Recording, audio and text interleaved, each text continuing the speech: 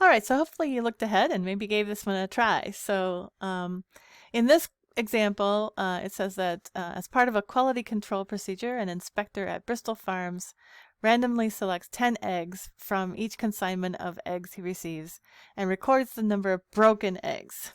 Okay, so the first thing is just to describe the sample space of this experiment. Okay, so so he's got a what does he got? He's got a selection of 10 eggs, right?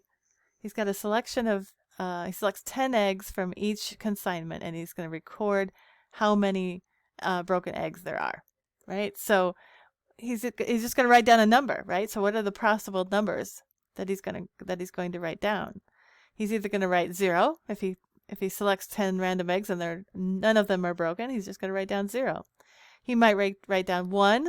He might write down 2 or 3 or 4 or 5 or 6, depending on how many broken eggs there are out of this random selection. Now, it's probably less likely that it's going to be, out of 10, there's going to be 6 broken, hopefully. But he could write 7. He could write 8. He could write 9, right? He's selecting 10 eggs, so I suppose he could write down all 10 of them are broken. That would be a bad scenario, but but it's a possibility. So that's our sample space. He's just going to write a number down between 0 and 10 because he's selecting 10 eggs.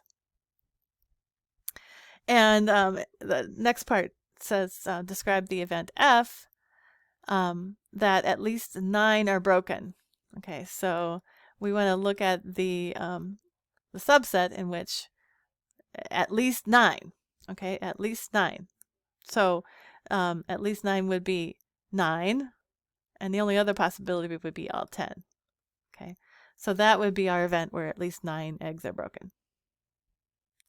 All right, wasn't too bad.